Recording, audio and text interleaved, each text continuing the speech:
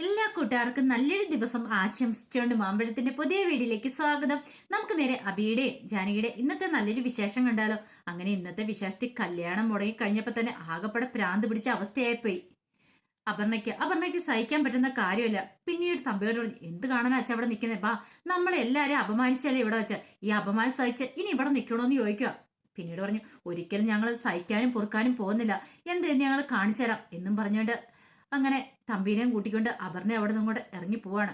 ഈ ഒരു നിമിഷം എന്ത് ചെയ്യണമെന്ന് അറിയത്തില്ല, വല്ലാത്തൊരു അവസ്ഥയായിപ്പോയി ജാനകിക്ക്. പെട്ടെന്ന് തന്നെ ജാനകി അവരുടെ പുറകെ ഓടി ചെല്ലുവാണ്. അവരെ ഓടിച്ചെന്ന് അവരെ തടഞ്ഞു നിർത്തി. അതെ, ഒരു മിനിറ്റ്, ഞാൻ പറയുന്നൊന്ന് കേൾക്ക്, നിങ്ങൾ പോവല്ലെന്ന് പറയാണ്. കിടപ്പ് തമ്പി വെച്ച്, എന്തിനാ ഞങ്ങളെ ഇനി പിടിച്ചു നിർത്തുന്നതെന്ന് ചോദിക്കുക. സാർ പ്ലീസ് സാർ, ഞങ്ങൾ പറയുന്നൊന്ന് കേൾക്ക്. എന്താ കാര്യം, നിനക്ക് എന്താ പറയാനുള്ളത്? അല്ല, തെറ്റ് ഞങ്ങളുടെ ഭാഗത്താണ്, പക്ഷെ ഞങ്ങൾക്ക് അറിയില്ലായിരുന്നു ഇങ്ങനെ ഒരു കാര്യം അജയ് ഇങ്ങനെ ചതിക്കുമെന്ന് ഞങ്ങൾക്ക് അറിയത്തില്ലായിരുന്നു. ഞങ്ങളോട് ക്ഷമിക്ക്. ഇതിന്റെ പേരിൽ എത്രയൊക്കെ മാപ്പ് പറഞ്ഞാലും അതൊന്നും നിങ്ങളുടെ സങ്കടക്ക് അത്രയും അറുതി വരത്തില്ലെന്ന് ഞങ്ങൾക്ക് അറിയാം. പക്ഷേ എങ്കിൽ ഞങ്ങൾക്ക് വേറൊരു നിവൃത്തിയില്ല എന്ന് പറയാം. എനിക്കൊരു മോളുണ്ട്, എൻ്റെ മോൾക്ക് ഇങ്ങനെ അവസ്ഥ വന്നിട്ടുണ്ടെങ്കിൽ ഞങ്ങൾക്ക് സഹിക്കാൻ പറ്റില്ല. അപ്പൊ അതുപോലെ തന്നെയല്ലേ നിങ്ങളും, നിങ്ങളുടെ വിഷമം എനിക്കും മനസ്സിലാവുന്നുണ്ടെന്ന് പറയാം. ഓ, ഇത് പറയാനായിട്ടാണ് ഞങ്ങളെ ഇവിടെ പിടിച്ചു നിർത്തിയെന്ന് ചോദിക്കുക. അതല്ല, നിങ്ങൾ വിചാരിക്കുവാണെങ്കിൽ അപർണയുടെ കല്യാണം നടക്കുമെന്ന് പറയാം. ഇത് കേട്ടതും തമ്പി ചോദിച്ചു, ഓഹോ, അപ്പൊ എന്താ ഇനി ഒളിച്ചോടിപ്പോയാൽ അവനെ തിരികെ കൊണ്ടുവന്ന് വിവാഹം കഴിപ്പിക്കാനാണോ നിങ്ങളുടെ പ്ലാന്? അതിനൊന്നും ഈ തമ്പീനെ കിട്ടത്തില്ലെന്ന് പറയാം. അതല്ല ഞാൻ പറഞ്ഞ്, പിന്നെന്താ പറഞ്ഞേ? അല്ല, അളകാപുരിയിലെ സൂര്യനാരായണന് അജയ് മാത്രമല്ല മകനായിട്ടുള്ള അമലുണ്ട്. അമല് നിങ്ങൾക്ക് സമ്മതമാണെങ്കിൽ അപർണയുടെ കഴുത്തിൽ താലി ആർത്തു പറയാ. ഇത് കേട്ട് ഞെട്ടിത്തെരിച്ചിരിക്കുകയാണ് അമല അങ്ങോട്ട് വന്ന ആ സമയത്ത് കൂടെ അഭിയുണ്ടായിരുന്നു. അപ്പൊ അവര് വന്ന സമയത്ത് ഇത് ജാനകി പറയുന്നത് കേട്ടത്. പെട്ടെന്ന് അമലിങ്ങനെ അന്തം വിട്ട് ഞെട്ടിത്തിരിച്ച് നോക്കുക. തന്നെക്കുറിച്ച് തന്നെയാണ് ഇങ്ങനെ പറഞ്ഞെന്നുള്ള രീതിക്ക്. ഈ സമയം അപർണയുടെ മനസ്സിലേക്ക് നൂറ് കാര്യങ്ങളൊക്കെ വന്നു. താന് ആദ്യമായിട്ട് അവനെ കാണുന്നു, അമലിനെ കാണുന്നു. പിന്നീട് വീട്ടിൽ പെണ്ണ് കാണാൻ ചെന്ന സമയത്ത് അന്ന് അവൻ ആ കേക്കൊക്കെ ഉണ്ടായിക്കൊണ്ട് വന്ന സമയത്ത് താൻ അവരോട് മോശമായിട്ട് പെരുമാറിയതും താൻ ഇവനെ വിവാഹം കഴിക്കണം പോലും ചിന്തിക്കാൻ കൂടി പറ്റുന്ന കാര്യമല്ല. പെട്ടെന്ന് അപർണ പറഞ്ഞു, എന്ത്, ഞാൻ ഇവനെ വിവാഹം കഴിക്കണമോ? ഇതിനേക്കാളും ഭേദം ഞാൻ കഴുത്തിൽ സ്വന്തമായിട്ടൊരു കയറ് കെട്ടി ഒരു കല്ലും കൂടെ കെട്ടി ഞാൻ വല്ല കുളത്തിലോ എവിടെ കടലിലോ പോയി ചാടുന്നതായിരിക്കും നല്ലത്. ഇവനെ പോലെ ഒരുത്തിനെ എന്റെ ഭർത്താവായിട്ട് സ്വീകരിക്കുന്നേക്കാൾ നല്ലതെന്ന് പറയാം. ഇത് കേട്ടപ്പം ജാനകി പറഞ്ഞു, അങ്ങനെയൊന്നും പറയില്ല മോളെ അപർണേ, നിനക്കറിയാലോ നിന്റെ വിവാഹം ഇപ്പം നടന്നില്ലെങ്കിൽ പിന്നെ 39 വയസ്സ് കഴിയണം വിവാഹം നടക്കണമെങ്കിൽ. അത്രയും കാലം ഒരു പക്ഷേങ്കിൽ ഇനിയിപ്പം അങ്കിളിന് വേറെ വിവാഹം നടത്താം. പക്ഷേങ്കിൽ ഇത്ര ഇടപെടിയുന്ന ഇന്നൊരു ദിവസം കൊണ്ട് വേറെ വിവാഹം നടത്താൻ പറ്റുമോ? അതൊന്നും പ്രാക്ടിക്കൽ ആയിട്ടുള്ള കാര്യമല്ല. പിന്നെ അമലിന് എന്താ ഒരു കുറവിരിക്കണേ? അമലിന് നല്ല വിദ്യാഭ്യാസമുണ്ട്, പിന്നെ അവന്റെ കുട്ടിത്തരങ്ങളൊന്നും മാറിയിട്ടില്ല. അവൻ ഇങ്ങനെ നടക്കുന്നു മാത്രമേ ഉള്ളൂ. പക്ഷെ അവന് ഒരു കാരണവശാലും അവൻ കൊള്ളത്തില്ല, അവന്റെ സ്വഭാവം കൊള്ളത്തില്ലെന്ന് പറയരുത്. ഞങ്ങൾ കുടുംബത്തിൽ വെച്ച് നല്ല സ്വഭാവമുള്ള ഒരുത്തനാ അമല്. അത് കല്യാണത്തിന് ശേഷം അപർണയ്ക്ക് മനസ്സിലായിക്കോളെന്ന് പറയാം. ഇത് കേട്ടപ്പോൾ സൂര്യനാരായണൻ പറഞ്ഞു, അതെ, നിങ്ങൾ ഈ പറയുന്നതെല്ലാം കേട്ടിട്ട് ഒരുത്തൻ പോയി കഴിഞ്ഞപ്പോൾ ഉടനെ അടുത്തവനെ കൊണ്ട് തലയെ കെട്ടിവെക്കാൻ നോക്കുമല്ലേ നിൽക്കും. അങ്ങനെ വിചാരിക്കരുത് അങ്ങളെ, സ്വപ്നത്തിൽ പോലും കരുതാത്ത കാര്യങ്ങളാണ് സംഭവിച്ചിരിക്കുന്നത്. അതും കൂടെ ഞങ്ങൾ സോറി പറയാം. അല്ലെങ്കിൽ ഞങ്ങൾ ഇപ്പൊ അമ്മലിനെ ആണെങ്കിലും കല്യാണം കഴിപ്പിക്കാൻ തയ്യാറാകത്തില്ലായിരുന്നല്ലോ. നിങ്ങൾക്ക് മാത്രമല്ല ഞങ്ങൾക്ക് നാണക്കേടുണ്ടാക്കുന്ന കാര്യമാണ്. രണ്ടു കുടുംബങ്ങളും തമ്മിൽ ഒന്നാവാനുള്ള അവസരം കിട്ടിയതാ. അത് ഞങ്ങളായിട്ട് തകർത്തൊരിക്കലും കളയത്തില്ല. അജയ് ഒരു തെറ്റ് ചെയ്തു, പൊറുക്കാൻ പാടില്ലാത്തൊരു തെറ്റാ ചെയ്തേ.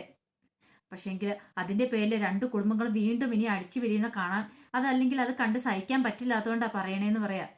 ഇത് കേട്ടത് അപർണ അച്ഛന്റെ കൈ പിടിച്ചിട്ട്, അച്ഛൻ ഇങ്ങോട്ട് വന്നേ, എനിക്ക് ഇച്ചിരി കാര്യങ്ങൾ സംസാരിക്കാനുണ്ടെന്ന് പറയാണ്. ഈ സമയം അപർണയോട് പറഞ്ഞു, മോൾ ഇങ്ങോട്ട് വാ എന്നും പറഞ്ഞുകൊണ്ട് കൈയെ പിടിച്ച് അകത്തേക്ക് എന്നെ കയറ്റിക്കൊണ്ട് വരുവാണ് തമ്പി. ഇത് കാഴ്ച കണ്ടതും എന്ത് ചെയ്യണമെന്ന് അറിയില്ലാതെ ജാനകി വല്ലാത്തൊരു നിമിഷം നിന്നു. ഒരു പക്ഷേങ്കിൽ ഇനി ഇവർക്ക് കല്യാണത്തിന് സമ്മതമല്ലെന്ന് പറയും. അപ്പൊ ഇനി എന്ത് ചെയ്യുമെന്ന് അറിയത്തില്ല.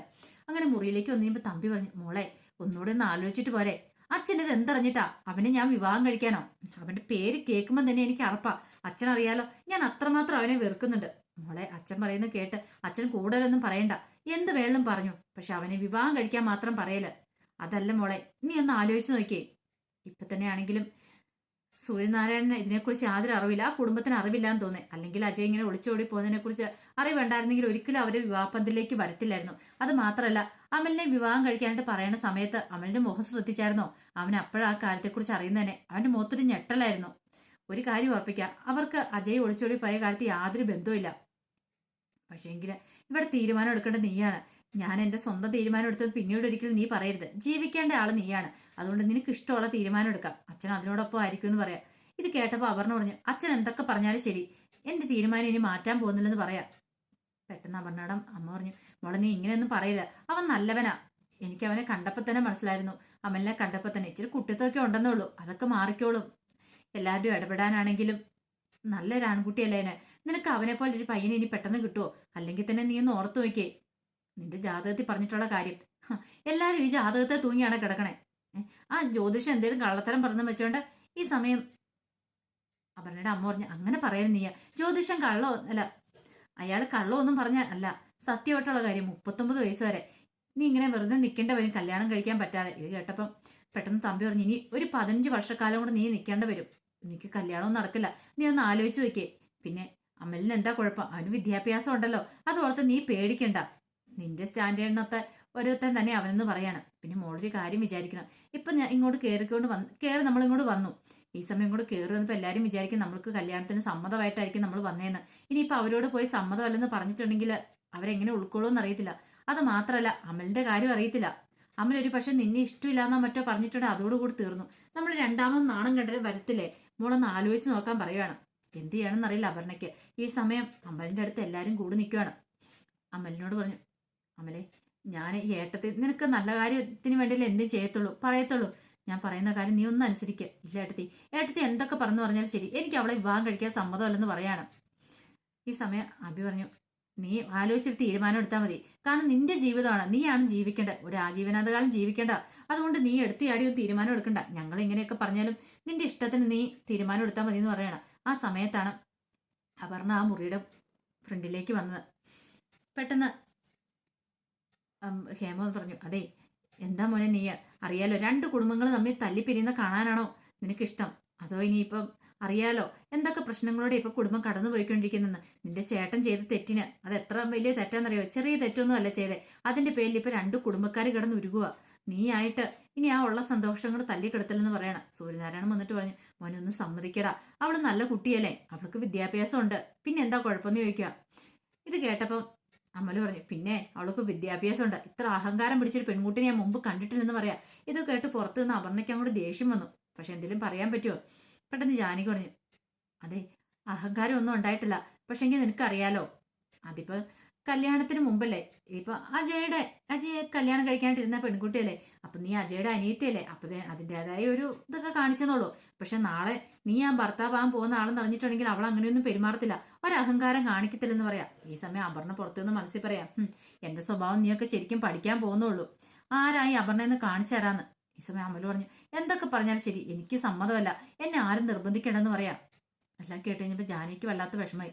ജാനകി പറഞ്ഞു, എനിക്ക് നിന്നിലൊരു പ്രതീക്ഷ ഉണ്ടായിരുന്നു, ഞാൻ നിന്നെ എൻ്റെ മോനെ പോലെ കണ്ടിരുന്നത്, ഞാൻ പറഞ്ഞ നീ അനുസരിക്കൂ എന്നുള്ള. ഇപ്പൊ എനിക്ക് മനസ്സിലായി നിനക്ക് കുടുംബത്തിന്റെ ബന്ധമോ അല്ലെങ്കിൽ സ്നേഹമോ ഒന്നുമല്ല പ്രാധാന്യം, വേറെ എന്തൊക്കെയാ അല്ലെന്ന് ചോദിക്കുകയാണ്. ഇത് കേട്ട അമല് പറഞ്ഞു, എനിക്കറിയാം ഏട്ടത്തി പറഞ്ഞ് മനസ്സിലാവുന്നുണ്ട്, പക്ഷെ അവളെ പോലെ അഹങ്കാരിയായ പെൺകുട്ടിനെ കല്യാണം കഴിച്ച് ഞാൻ എങ്ങനെയാ ജീവിക്കണേന്ന് ചോദിക്കുക. അപർണയ്ക്കാണെങ്കിൽ അവിടെ നിൽക്കണോ പോകണോ എന്നവിടെ ചിന്തയായിപ്പോയി. പിന്നീട് അഭി പറഞ്ഞു, ഞാൻ നിന്നെ നിർബന്ധിക്കുന്നില്ല, നിന്റെ ഇഷ്ടം പോലെ എന്താ വെച്ചാൽ നീ ചെയ്തോ, നിന്റെയാണ് തീരുമാനം, നിന്റെയാണ് കല്യാണം എന്ന് പറയാണ്.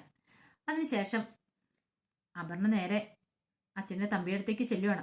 ഈ സമയം തമ്പി പറഞ്ഞു, മോളെ അച്ഛനെ തൃപ്തിയായല്ലോ. അല്ല മോളെ, നമ്മളിങ്ങോട്ട് രണ്ടാമത് കയറി വന്ന സ്ഥിതിക്ക് എല്ലാവരും വിചാരിച്ചുകൊണ്ടിരിക്കും നമുക്ക് കല്യാണത്തിന് സമ്മതമാന്നാ. ഒരു പക്ഷേങ്കിൽ ഇനിയിപ്പോൾ പുറത്തറിയാൻ പോകുന്നത്, ഇനിയിപ്പോൾ അമലെങ്ങാനും സമ്മതമല്ലെന്ന് പറഞ്ഞിട്ടുണ്ടെങ്കിൽ നമ്മൾ പുറത്തിറങ്ങിയപ്പോൾ എല്ലാവരും പറയും 2ാം കല്യാണം മുടങ്ങിയെന്ന്, 2ാമത്തെ തവണ കല്യാണം മുടങ്ങിയെന്ന്. അപ്പം നിനക്ക് എന്തെങ്കിലും കുഴപ്പമുണ്ടെന്ന് എല്ലാവരും പറയത്തുള്ളൂ. അതുകൊണ്ട് മോളെ അറിയാലോ. പിന്നെ അത് മാത്രമല്ല, ഇനിയിപ്പോൾ 39 വയസ്സാണ് കല്യാണം നടക്കണമെങ്കിൽ, അപ്പം അതുവരെ ഇങ്ങനെ വീട്ടിൽ നിൽക്കാന്ന് പറഞ്ഞിട്ടുണ്ടെങ്കിൽ നിനക്ക് അതിനെക്കുറിച്ചൊന്നും അറിയത്തില്ലാത്തതുകൊണ്ടാ. അവനെ സംബന്ധിച്ച് അവൻ നല്ലവനല്ലേ. പിന്നെ സൂര്യക്ക് ഇതിനെക്കുറിച്ചൊന്നും അറിയില്ലായിരുന്നു, അറിഞ്ഞായിരുന്നെങ്കിൽ ഈ ചതി നമ്മളോട് ചെയ്യില്ലായിരുന്നു. അതുകൊണ്ട് മോളൊന്നും സമ്മതിക്ക്, എങ്ങനെയാലും സമ്മതിപ്പിക്കാൻ പറഞ്ഞ് അങ്ങനെ അയാള് തമ്പി സമ്മതിപ്പിക്കാൻ തുടങ്ങുവാണ്. അവസാനം അപർണ പറഞ്ഞു, അച്ഛൻ്റെ ഇഷ്ടം അതാണ്, നടക്കട്ടെ, പക്ഷെ എനിക്ക് ചില കണ്ടീഷൻസ് ഒക്കെ ഉണ്ടെന്ന് പറഞ്ഞു. എന്ത് കണ്ടീഷൻ? അതൊക്കെ ഞാൻ പറയാം, അച്ഛൻ അവിടെ ധൈര്യമായിട്ടിരിക്കുക. തമ്പി പറഞ്ഞു, അറിയാലോ നമുക്കിപ്പോൾ വേണ്ടത് ഈ കല്യാണം നടക്കണം. ഈ കല്യാണം നടക്കുകയാണെങ്കിൽ 1 അല്ല 2 കാര്യമാണ്, അതിന്റെ പ്രയോജനങ്ങളൊക്കെ നിനക്ക് അറിയാമല്ലോ മോളെന്ന് പറയണം. ആ സമയത്താണ് സൂര്യനാരായണൻ അങ്ങോട്ട് വരുന്നത്. സൂര്യനാരായണനെ കാണാൻ ചോദിച്ചു. തമ്പി പറഞ്ഞു, സൂര്യ എൻ്റെ മോളെ ഞാൻ പറഞ്ഞ് സമ്മതിപ്പിച്ചിട്ടുണ്ട്. കാരണം ഇങ്ങനെയല്ലേ വലിയ പ്രതിസന്ധിയിൽ നിന്ന് നമ്മുടെ കുടുംബത്തെ രക്ഷിക്കാൻ വേണ്ടി എൻ്റെ മോള് തയ്യാറാവുകയാണ്. ഇനി നിന്റെ മോനെ പറഞ്ഞ് മനസ്സിലാക്കേണ്ടത് നിന്റെ കടമയാന്ന് പറയാം. ഞാൻ പറഞ്ഞോളാം, ഞാൻ പറഞ്ഞ അവൻ അനുസരിക്കും, ഉറപ്പായിട്ടും ഈ കല്യാണം നടക്കും, ധൈര്യമായിട്ടിരിക്കാൻ പറയാണ്. അങ്ങനെ പറഞ്ഞിട്ട് സൂര്യ അങ്ങോട്ട് പോവാണ്. ഈ സമയം തമ്പി പറഞ്ഞു, എനിക്ക് അവന്റെ ചിത കത്തി എരിയുന്ന കാണണ്ടേ, അധികം വൈകാതെ ഞാൻ ആ കാഴ്ച കാണും. അത് നീ ആ വീട്ടിലേക്ക് പോയേ കൂടിയ മതിയാവുള്ളൂ പറയാണ്. ഈ സമയം അജയ് വല്ലാത്ത ടെൻഷനായിട്ട് ഐസുവിന്റെ ഫ്രണ്ട് ഇരിക്കുക. എന്ത് ചെയ്യണമെന്ന് അറിയത്തില്ല. അവൾക്കാണെങ്കിൽ ബോധം കൂടെ വീണിട്ടില്ല നിരഞ്ജനയ്ക്ക്. അപ്പോഴാണ് ഉണ്ണിത്താനും ഭാര്യയും കൂടെ ഓടി കയറി വരുന്ന അങ്ങോട്ട്. അജയനെ കണ്ടത് ഓടി വന്ന് ആ കോളറിനെ അങ്ങോട്ട് കുത്തിപ്പിടിച്ചു. സത്യം പറയടാ, എന്റെ മോൾക്ക് എന്താ പറ്റിയത്? നീ അവളെ കൊല്ലാൻ നോക്കിയതല്ലേന്ന് ചോദിക്കും. ദേ വെറുതെ അനാവശ്യം പറഞ്ഞാണ്ടല്ലോ. അനാവശ്യം അല്ലടാ പറഞ്ഞ, ഉള്ള കാര്യമല്ലേന്ന് ചോദിച്ചോണ്ട് അവിടെ കിടന്ന് വഴക്കുണ്ടാക്കുവാണ്. പെട്ടെന്ന് അജയൻ കൈയും കൂടെ തട്ടിമാറ്റി. നിങ്ങളുടെ മോടെ ജീവിതം കളഞ്ഞ ഞാനല്ല, നിങ്ങൾ തന്നെയാന്ന് പറയണം. നിങ്ങൾ ശരിക്കും ഒന്ന് ആലോചിച്ച് നോക്കിയേ. എന്നിട്ട് ഇപ്പൊ എന്റെ മേക്കിട്ട് കയറാൻ വന്നിരിക്കുന്നോ എന്ന് പറയണ. ഇത് കേട്ടത് ഉണ്ണിത്താൻ ആകെപ്പാടെ തകർന്ന് തരിപ്പണായി പോവാണ്. അപ്പൊ അതിന്റെ വിശേഷങ്ങളൊക്കെയാണ് നമ്മളിന്ന് കണ്ടത്. ഇതിന്റെ ബാക്കി വിശേഷങ്ങളായിട്ട് വൈകുന്നേരത്തെ പ്രമോയി വരാട്ടോ. ഒരിക്കൽ കൂടി എല്ലാവർക്കും നല്ലൊരു ദിവസം ആശംസിച്ചു നിർത്തുന്നു. നന്ദി.